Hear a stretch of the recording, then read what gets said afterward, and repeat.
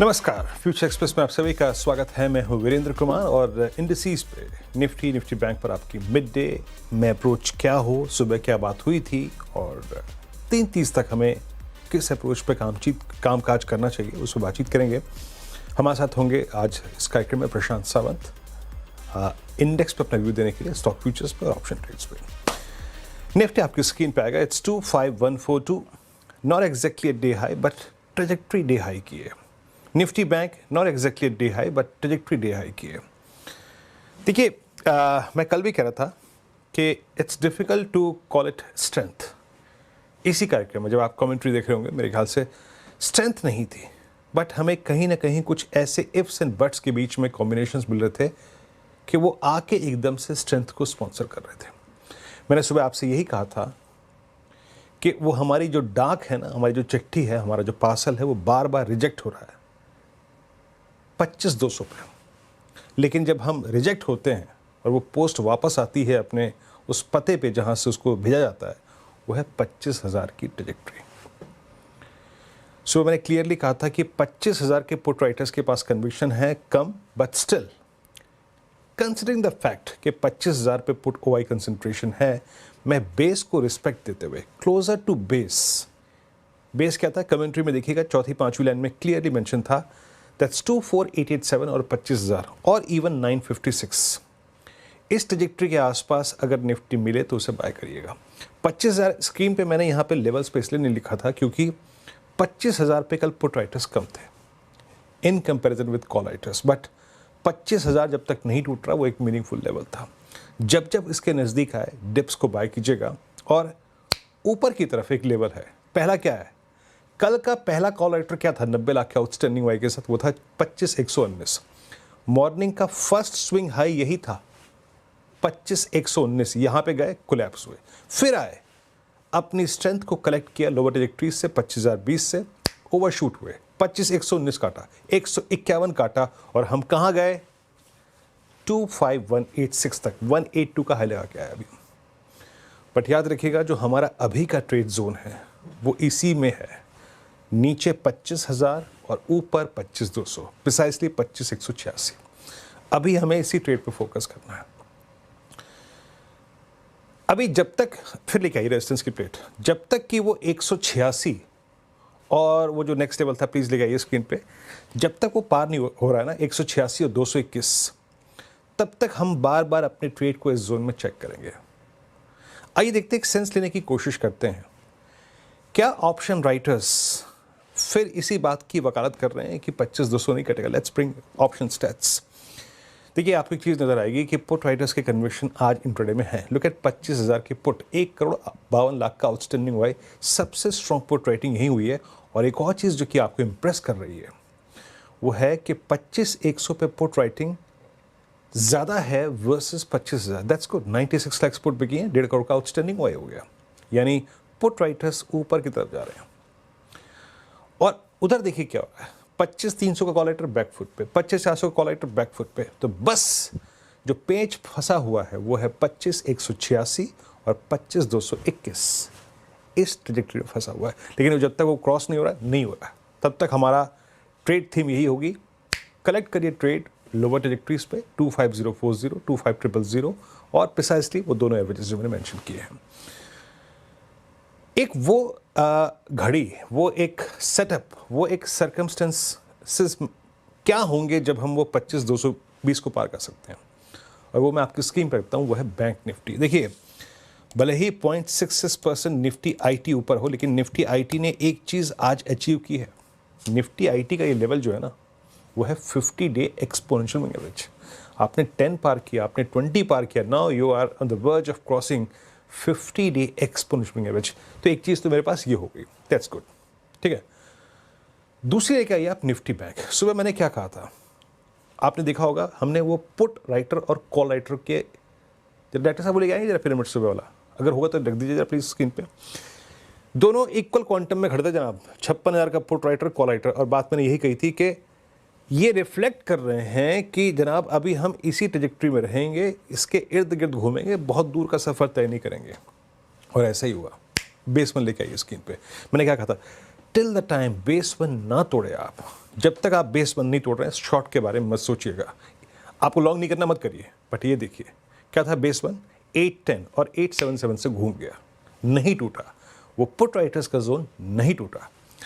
But कसौटी क्या है टू पिक लॉन्ग, वो है RS1। लेट RS1 को डिसाइसिवली क्रॉस होने दीजिए, अभी तक डिसाइसिवली क्रॉस नहीं हुआ है। इंट्राडे में हाई 283 का लगा, लेकिन उसके ऊपर सस्टेन नहीं कर पाया।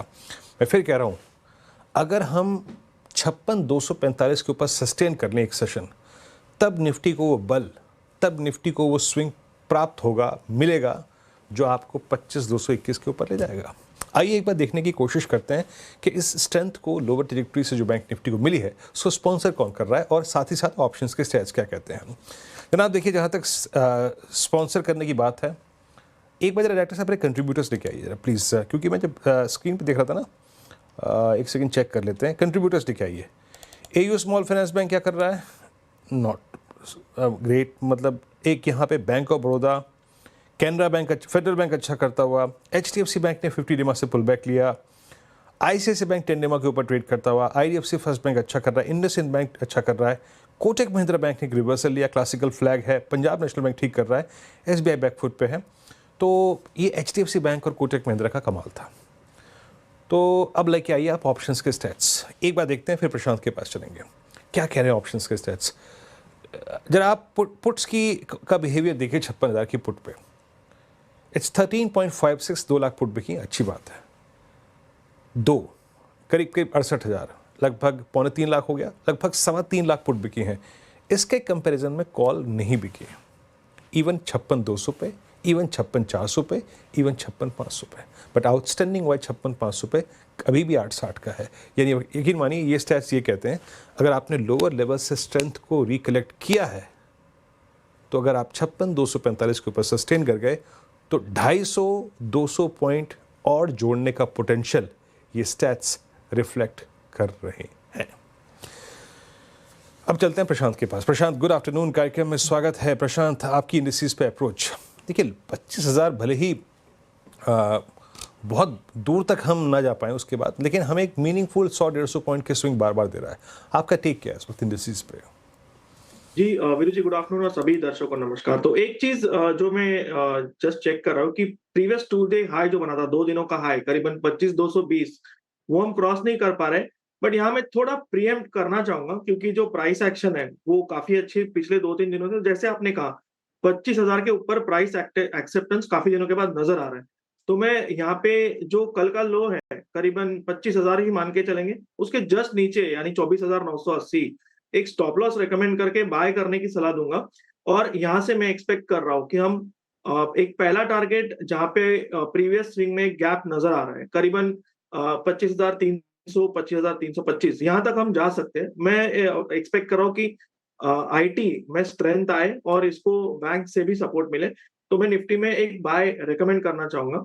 इसके सामने मैं जब बैंक निफ्टी को देख रहा हूँ, तो यहाँ थोड़ा हम 56,300, 200 के जोन में अटक रहे, तो यहाँ मैं थोड़ा वेट करूंगा। यहाँ कन्विक्शन बढ़ नहीं रहा है, तो यहाँ पे मेरी सलाह होगी, अगर एग्जिस्टिंग लॉन्ग्स किसी के पास है, वहां पे एक strict positional trailing stop loss आपका करीबन करीबन 55,750, 55,700 इस जोन में होना चाहिए स्पॉट लेवल्स, और आप एग्जिस्टिंग लॉन्ग्स को होल्ड कर सकते हैं।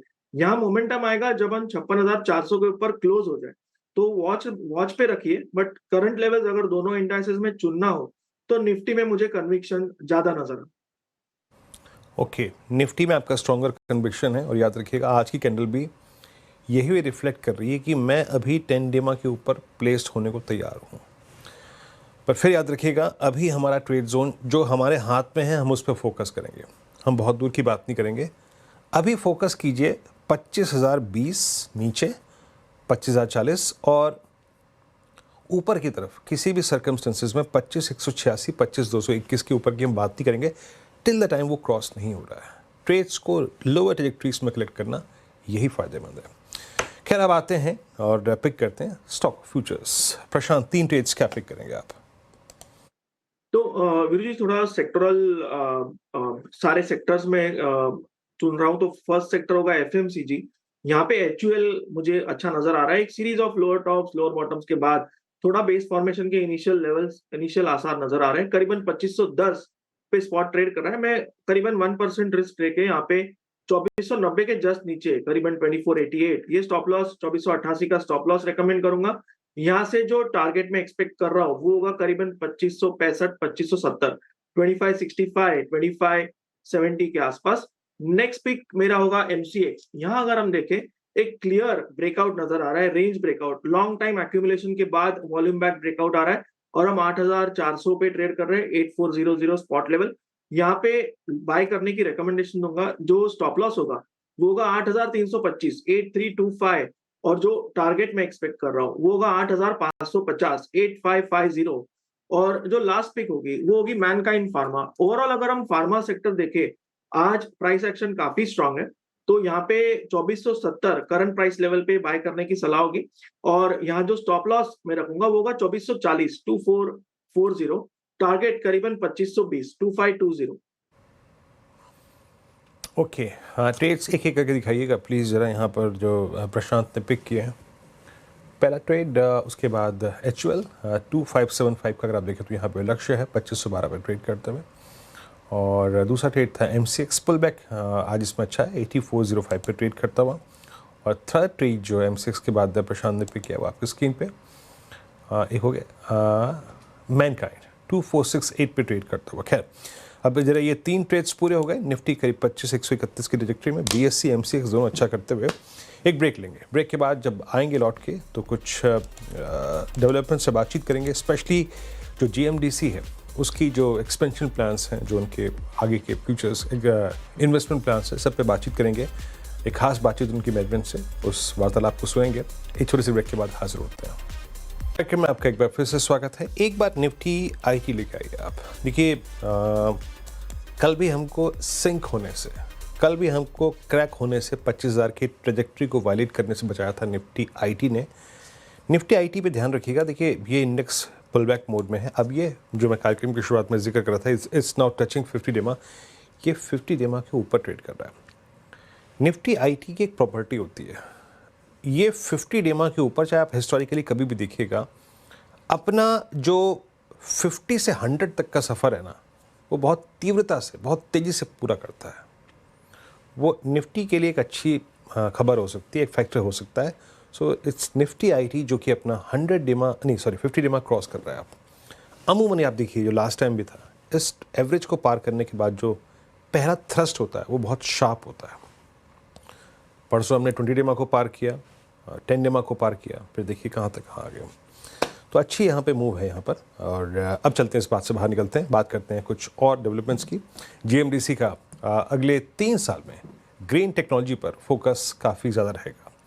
अगले 3 साल में कोल गैसिफिकेशन और कॉपर माइनिंग पर कंपनी करीब 4,000 करोड़ रुपए का निवेश करेगी। ये कहना है कंपनी के CEO अनुपम जालोटे साहब का। कंपनी के CEO से खास बातचीत की हमारे संवाददाता केतन जोशी ने। आइए इस बातचीत के मुख्य अंश को सुनते हैं। भारत और यूके के रिश्तों में उल्लेखनीय प्रगति हुई है।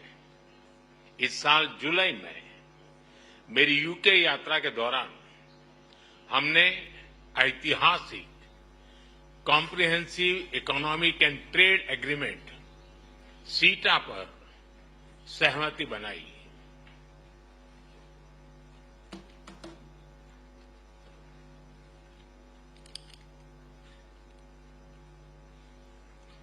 इस समझौते से दोनों देशों के इंपोर्ट कॉस्ट में कमी आएगी, युवाओं के लिए रोजगार के नए अवसर बनेंगे, व्यापार बढ़ेगा और इसका लाभ हमारे उद्योग तथा उपभोक्ता दोनों को ही मिलेगा। एग्रीमेंट के कुछ ही महीनों में आपका यह भारत दौरा और आपके साथ आया अब तक का सबसे बड़ा बिजनेस डेलीगेशन भारत यूके साझेदारी में आई नई ऊर्जा और व्यापक दृष्टि का प्रतीक है। फ्रेंड्स, कल भारत यूके के बीच बिजनेस लीडर की सबसे बड़ी समिट हुई। आज हम इंडिया यूके CEO फोरम और ग्लोबल फिनटेक फेस्टिवल को भी संबोधित करेंगे। इन सभी से भारत यूके सहयोग को और मजबूत बनाने के अनेक सुझाव और नई संभावनाएं सामने आएगी। फ्रेंड्स, भारत और यूके नेचुरल पार्टनर्स हैं। हमारे संबंधों की नींव में डेमोक्रेसी, फ्रीडम और रूल ऑफ लॉ जैसे मूल्यों में साझा विश्वास है। मौजूदा वैश्विक अस्थिरता के दौर में भारत और यूके के बीच ये बढ़ती हुई साझेदारी ग्लोबल स्टेबिलिटी और आर्थिक प्रगति का एक महत्वपूर्ण आधार बनी रही है। आज की बैठक में हमने इंडो पैसिफिक, वेस्ट एशिया में शांति और स्थिरता और यूक्रेन में चल रहे संघर्ष पर भी विचार साझा किए। यूक्रेन कॉन्फ्लिक्ट और गाजा के मुद्दे पर भारत डायलॉग और डिप्लोमेसी से शांति की बहाली के सभी प्रयासों का समर्थन करता है। हम इंडो पैसिफिक क्षेत्र में मैरीटाइम सिक्योरिटी कोऑपरेशन बढ़ाने के लिए पूर्ण रूप से प्रतिबद्ध है। फ्रेंड, भारत और यूके के बीच टेक्नोलॉजी पार्टनरशिप में अपार संभावनाएं हैं। हम यूके की इंडस्ट्रियल एक्सपर्टाइज, R&D को भारत के टैलेंट और स्केल के साथ जोड़ने पर काम कर रहे हैं। पिछले वर्ष हमने India UK technology security initiative launch किया। इसके तहत हमने क्रिटिकल एंड इमर्जिंग टेक्नोलॉजीज में ज्वाइंट रिसर्च और इनोवेशन के लिए एक मजबूत मंच तैयार किया। दोनों देशों की युवा पीढ़ी को इनोवेशन इस ब्रिज से जोड़ने के लिए हमने कनेक्टिविटी और innovation centre, joint AI research centre जैसे कई कदम उठाए हैं। हमने क्रिटिकल मिनरल्स पर सहयोग के लिए एक इंडस्ट्री गिल्ड और सप्लाई चेन ऑब्जर्वेटरी की स्थापना का निर्णय लिया है। इसका सैटेलाइट कैंपस ISM धनबाद में होगा। सस्टेनेबल डेवलपमेंट गोल्स के प्रति हमारी साझी प्रतिबद्धता है। हम इस दिशा में India UK offshore wind task force के गठन का स्वागत करते हैं। हमने क्लाइमेट टेक्नोलॉजी स्टार्टअप फंड की स्थापना की है। इससे दोनों देशों के क्लाइमेट टेक्नोलॉजी और AI में काम कर रहे इनोवेटर्स और एंटरप्रेन्योर्स को समर्थन मिलेगा। फ्रेंड्स, रक्षा और सुरक्षा से लेकर एजुकेशन और इनोवेशन तक भारत और यूके के रिश्तों में नए आयाम घड़े जा रहे हैं। आज प्रधानमंत्री स्टारमर के साथ शिक्षा क्षेत्र का अब तक का सबसे बड़ा और प्रभावशाली प्रतिनिधिमंडल आया है। यह बहुत खुशी की बात है कि अब यूके की 9 यूनिवर्सिटीज भारत में कैंपस खोलने जा रही है। साउथहैम्पटन यूनिवर्सिटी के गुरुग्राम कैंपस का हाल ही में उद्घाटन हुआ है और छात्रों का पहला समूह प्रवेश भी ले चुका है। साथ ही गिफ्ट सिटी में यूके की 3 अन्य यूनिवर्सिटी के कैंपस निर्माण का कार्य प्रगति पर है। हमारे बीच रक्षा सहयोग भी बढ़ा है। हम डिफेंस को प्रोडक्शन की ओर बढ़ रहे हैं। दोनों देशों की डिफेंस इंडस्ट्रीज को जोड़ रहे हैं। रक्षा सहयोग को एक कदम आगे बढ़ाते हुए हमने मिलिट्री ट्रेनिंग में सहयोग पर समझौता किया है। इसके तहत भारतीय वायुसेना के फ्लाइंग इंस्ट्रक्टर्स यूके की रॉयल एयरफोर्स में ट्रेनर्स के रूप में कार्य करेंगे। ये विशेष संयोग है कि जहां एक और देश की आर्थिक राजधानी मुंबई में ये बैठक हो रही है, वहीं दूसरी ओर हमारे नौसैनिक जहाज कॉकन 2025 जॉइंट एक्सरसाइज कर रहे हैं। फ्रेंड्स, यूके में बसे 1.8 मिलियन भारतीय हमारी साझेदारी की जीवंत कड़ी है। ब्रिटिश समाज और अर्थव्यवस्था में अपने मूल्यवान योगदान से उन्होंने दोनों देशों के बीच मित्रता